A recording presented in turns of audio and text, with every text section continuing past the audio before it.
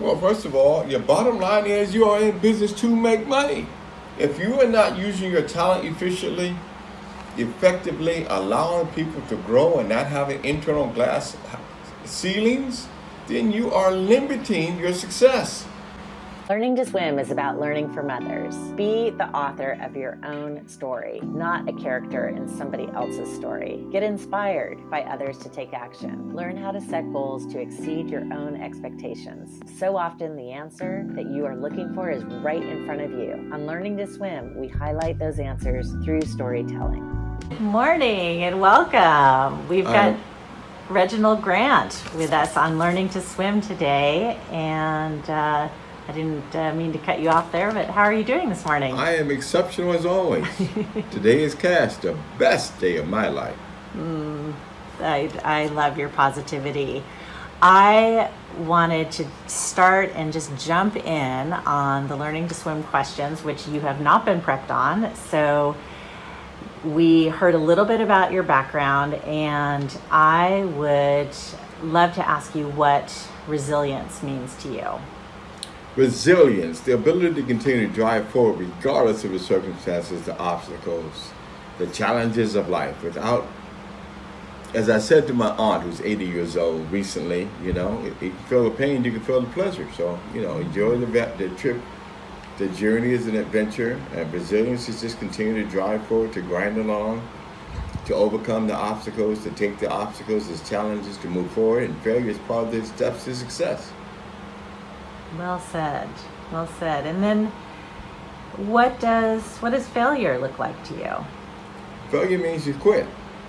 And you should never quit. And regardless of the situation, you may have to adapt, you have to adjust, you may have to change, but you don't quit. So failure is just the mental mindset of quitting and not following through. People don't succeed because they quit before they get through the challenges. Nobody is perfect. We strive for perfection, but we work through that and settle for exceptional. So failure is just stopping. That's the only thing it is. So because you have a long background with playing team sports at a very high level, you were an Oregon Duck and also a former NFL player, and you've also done a myriad of other things. What has informed your opinion or your thoughts about failure and resilience most in your life, would you say? Well, I guess it starts right in the home. My parents and my father and mother were resilient people. They moved from Atlanta, Georgia to Seattle, Washington, 3,000 miles to give myself, my sister, and my brother the opportunities that we've had in our life to open up the world, that the world is a beautiful place. It is an ugly place, but more importantly, you choose what space you decide to be in. So I would say my parents laid that foundation of continuing to move forward, to take advantage of opportunities, to be proactive and positive, and to overcome whatever obstacles are in front of you. Wonderful.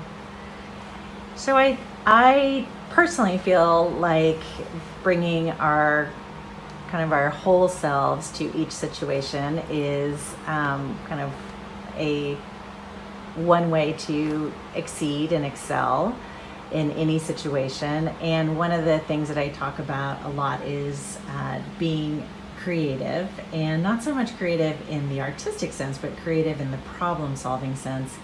And I see curiosity as a component of creativity. I'm wondering how you remain curious, or what role does curiosity play within your day-to-day? As I mentioned in the introduction, you have been involved in many different entrepreneurial ventures, and you also are a business strategist. So how do you remain curious?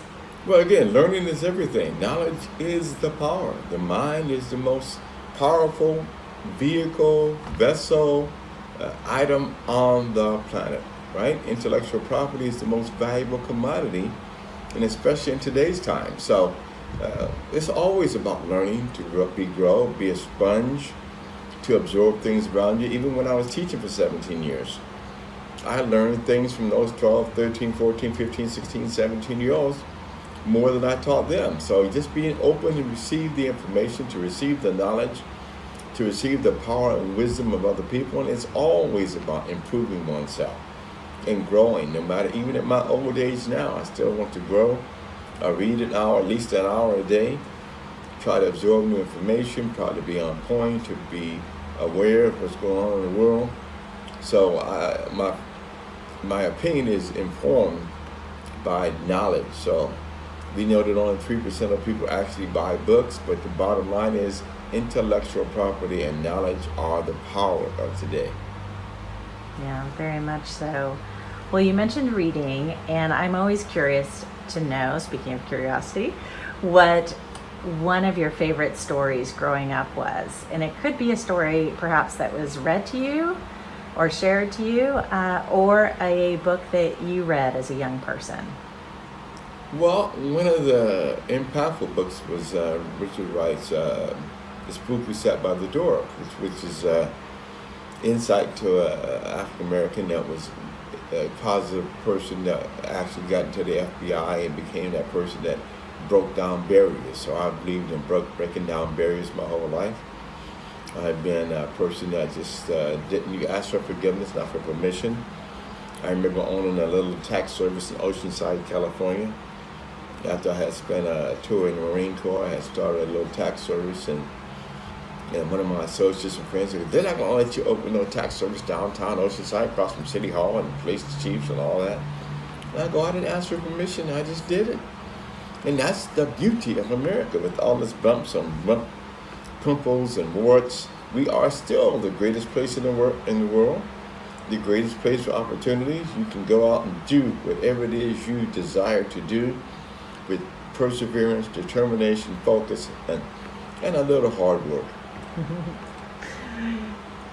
Is there a book or a story that you would recommend today for our audience? A book? Well, you know, I was an English teacher for 17 years, so I read a couple of books. See, my kids have a couple of books, and the wife has a book or two. A couple of my favorite books. There's one, actually in my trunk of my car right now, that talks about success, and you are not the focus. It is your customer, your client, your friend, your wife, your kids. They are the focus, and they will help you go. I love the book written by Marriott. Talks about success and sales, and it's just about being kind to other people and being receptive to the other thoughts and opinions and perspective of other people. Here in America, one of our biggest problems right now is we just are not nice to each other. It's okay to have a difference of opinion, but we should be able to have civil dialogue, not abrasive, abusive, and just the right to have a different opinion. Absolutely, I would concur. What would you say? We are in a pandemic. We are in a period where there has been a lot of, it feels like much more conversation around race, inequality, issues that have been, I want to refer to a really wonderful article that you wrote, Economic Inequity, the Foundation of Racism, and that was something that you wrote recently for the United Methodist Men Insight publication. And you talk about the perfect storm, not necessarily a good perfect, but a perfect storm of circumstances that have kind of highlighted these long-standing practices of racism and inequality within our society. What inspired you to write this article, for starters? Well, again, it's just my perspective on the world. I live it. I'm a black man in America, so, whether I have a shirt and tie on or a polo going to the country club to play golf, or a t-shirt going to the grocery store, I'm still a black man in America. Doesn't matter how smart you are, doesn't matter how much money you have, you just have certain things you have to deal with. It is what it is. You're going to do it in a positive and proactive way. And all of the things that have happened, the pandemic, the George Floyd incident, all those just brought the thing to a conversational point in our country. You can't grow without conversations. I said earlier, we need to be able to have conversations and dialogue in order to grow.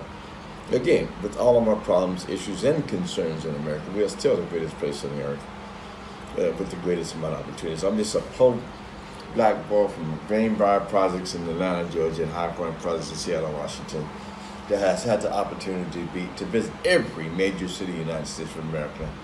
And most of the time, somebody else paid for that. So I've had tremendous opportunities here. And again, we have inequities, we have issues, not just with people of color, but with women, LGBT, all of those things that impact us, that should not impact us. Diversity is power. We as Americans have not harnessed that power effectively, and that's one of the things that can make us, again, the greatest power on the planet, is by embracing our diversity, our differences, and then understanding and appreciate all of those things that we have in common. Right? Yes. We have more in common than we have differences. We all inherently just want to have a good home, a good income, a good family life, and we just, need to ensure that everybody has as many opportunities as possible. And the more opportunities more people have, the more opportunities and more power we have as a people, because it allows us to take that great creativity we have in America and embed that and ride that wave to success and power and just growth. Absolutely. Well, I would say pre-pandemic, travel was one of my favorite things to do, and not so much necessarily because it was always great to see different places, but really to be reminded of our similarities as people, as you referred to. And I feel like that can be such a powerful starting place, is to really look at the commonalities that we share. So I would agree with that. So given all that's been going on, would you be willing to share kind of one of, and this might be a new habit, or this might just be something that has been highlighted because of our current situation, but do you have a kind of a simple habit that you do each day that you you would share, that you think helps you focus, or helps you kind of moving forward, or whatever that might be? We all have good habits and bad habits, but it's about being mentally proactive and positive, right? The cup is half full, not half empty. How do you take what you have, where you're at, and empower yourself to be successful? The success for us is defined differently. We are all different people. We have different experiences. We have different goals. So just embrace who you are.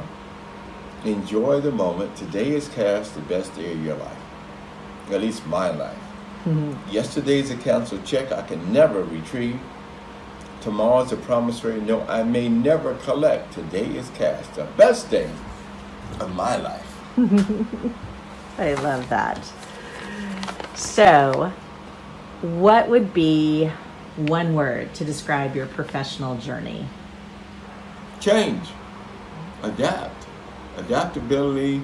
My ability to learn new things is what differentiates me. This allows me to be in control of my own destiny. I firmly believe that we are a land of opportunities, and we should all have some type of personal thing that we're doing that empowers us beyond our jobs, beyond our family. We should be empowering ourselves with the positivity to make a positive impact on the lives of others. Absolutely. One word to describe your life in general, and it could be at this moment, or it could be kind of looking back over the accumulation of years. My life, just try to make a positive impact on other people's lives and in my space, whether it be through online, virtual, whether it be through personal interactions, whether it was I was a teacher, mentoring. I have a Reginald Grant mentoring program. I'm on the board for the Nationalized African American Athletes for the last 29 years, represent the premier award for African American male high school scholar athletes, 100 and some kids in the NFL, 30 active at any one time. a couple of Rhodes Scholars, some couple Heisman Trophy winners, some first round draft picks, some number one picks. But again, to find something that you're passionate about, and I got involved in that in 1996. So it's about finding something that you're passionate about that can make a positive impact on other people's lives. But what are you doing today to make a difference? Yeah, absolutely. Tell me about your first job. So whether it was, whenever you stared working, I don't know what age that was. University of Washington, as a gardener, picking weeds out of the ground, right? And again, I early realized that people that run the world had college degrees. So I wanted to be a professional athlete. Of course, every kid does. And I wanted to be a business person. I accomplished those, and I never thought I would be a teacher and mentor and all the other stuff that came along the way. But just be adaptable and open to change and just enjoy the journey. Smell the roses along the way. So, as in going back, how old were you for the 13. 13, okay. And would you say there are any lessons or any connections from that very first job to what you do now? Of course, the connection is I did not want to work with my hands and get them dirty all day and be physically doing manual labor. I don't even own a pair of jeans. I associate jeans with manual labor. So I don't even own a pair, right? We are the essence of our experiences. So for me, it's about understanding early that I want to think for a living. Intellectual property is the most valuable commodity on the planet. But Bill Gates doesn't make computers. He has thoughts that they accumulate that make the computer operate more efficiently, that make our lives easier and better and more efficient. And we're in a different space, but adapt to change and you'll be okay. Absolutely. Well, one of the things that I talk about with clients and just in general, I'm fascinated with our bright spots and blind spots. And so what would you say along those lines if I were to talk to your daughters, your wife, your friends, colleagues, what is that one kind of talent or gift that everyone would say, oh yeah, Reggie, he does that. He's so great at that. What am I good at? Adapting. Okay. I'm adaptable and I get a lot done because I'm efficient in terms of just organizing my thoughts, moving forward in a positive way, writing things down so that I can check off them every day. Now we can talk about my negative points too as well. Well, we do lack of tact. Well, I was going to say, when we first met, you quite forthrightly shared your what you called a lack of tact or bluntness, but we also discussed that those maybe what could be perceived as less desirable traits, actually, and that's the whole point of the bright spots and blind spots, is just recognizing how these parts of us are, again, the whole of us. And when we bring our whole selves, we're usually bringing our best selves. And we talked about that, how your lack of tact, so to speak, allows it keeps the ball moving. Right. It doesn't. It means you're not wasting time. Don't let other people dictate how and where I spend my time. That's a big component. Is people will waste your time and energy and take you down a path you should not be going down. You have to be able to say no more than you say yes, and pick and choose the things that you focus your life and your time and your energy on. We all have that ability. We are in control of our mindset. And have to choose to be positive and choose to be proactive and choose to impact others in a positive way and not be distracted and get off focus. That's one thing that, when I coach these CEOs, we work with a lot of startups and CEOs through our ESI pitch events we do around the country, is that CEOs too often get distracted by the things that are not important. You have to stay on task, you have to stay focus on the goal, and those goals are always going to be changed. It's a moving target. You achieve one thing, and now you have 6 other things to get done. So just be aware that you always have to be moving forward in a positive way. And again, you learn from your experiences. If you're open to that. You have to be like a sponge and learn from your experiences. Absolutely. And would you be willing to share, is there maybe a less obvious talent or skill that you have, a hidden talent perhaps, that you might share with us? But again, I write a little bit, so I share my thoughts and that was homeborn when I became an English teacher. So the ability to take thoughts out of my brain and put it on paper, that would be, I guess you would call it a hidden talent, even though I've written 8 or 10 books. But yes, the ability to take it off my brain and put it on paper, that's just a different skill, but I have the ability to do that. I would concur, and in fact, we'll put a link to this most recent article in the show notes because it's quite powerful. If you know, we've talked about the importance of diversity and what a superpower it can be for the United States as a whole, and individually for businesses and companies and organizations. Where is, in your experience, what are most employers or most of the folks who are kind of in charge, what are they missing? What is the most common piece that they're missing about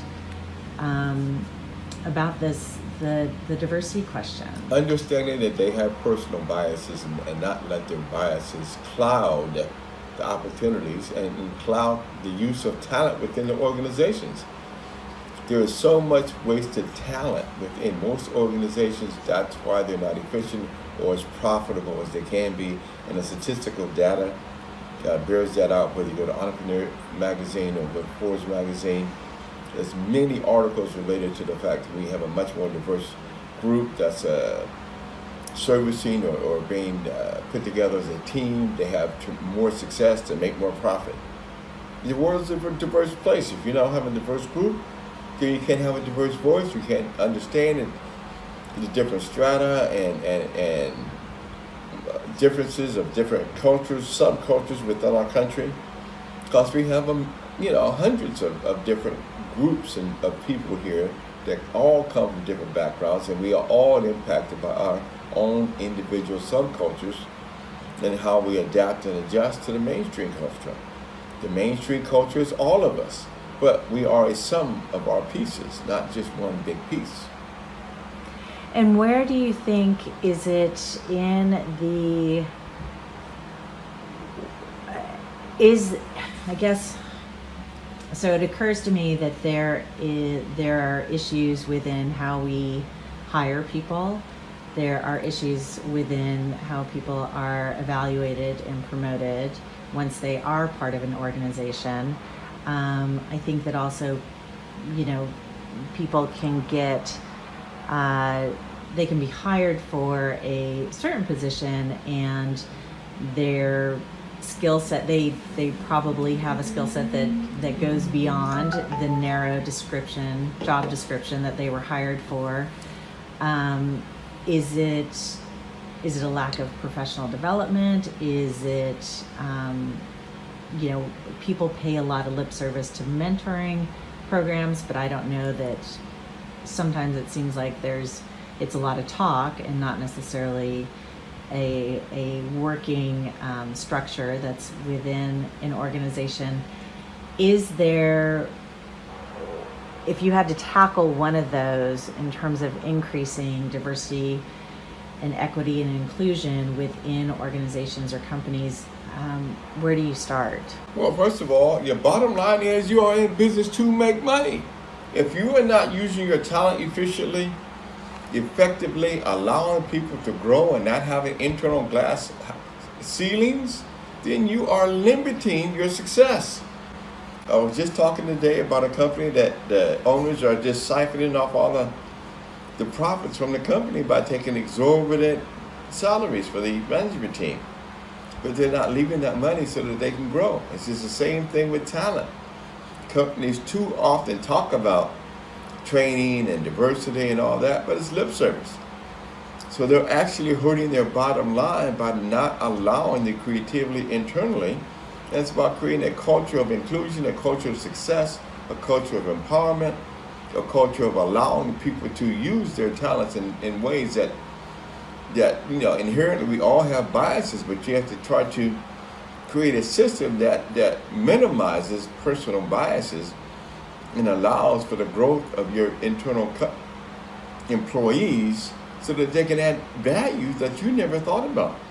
You think of things in a different way than I do. So when we're together, we have much more power because we have different perspectives.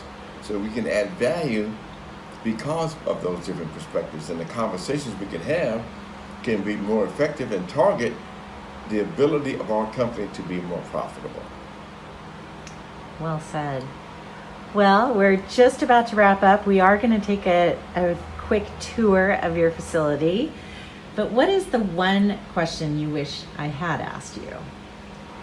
The one question? Oh, I have no clue. I'm just a little worker bee. I'm just a poor black boy from the projects that's had a little success in America. It is the greatest place on the planet. Again, we are not perfect by any stretch of the imagination, but we have opportunities galore if you're willing to understand that you have to adapt to change, understand that there will be obstacles and challenges, understand along the way there will be failures, because failures are your steps to success, and just be persistent and dogmatic and determined to live your dream. As one of my students said to me, I was teaching international students from French Jewish students from Paris, France, over here in Los Angeles at American Jewish University. One of the students said to me, "You've lived the American dream." I had never thought of my life in those terms. But it's so true. I had, went to college on a full scholarship through my athletic abilities. I graduated from that university. I was able to play professional football, have been a businessman, a teacher, and just had an opportunity to live a great life. And I just appreciate all the people that contributed to opening the door and opening my mind to those opportunities. Thanks, Mom and Dad. Mm-hmm. Well, And thank Auntie. you. Thank you so much, Reggie. And you are, as I mentioned in the introduction, your generosity is really, you exude it, and you walk the walk. So you're an inspiration. Thank you for being on Learning to Swim today. Thank you for allowing me to be on Learning to Swim. I'm Reginald Grant. Have a great day. Thank you. Our goal is to inspire others and share stories to find meaning in your daily life. Let go of the traditional norms and be yourself at home, work, and beyond. The awareness of bright spots and blind spots is a performance-enhancing tool that you can apply to your life and to your organization today.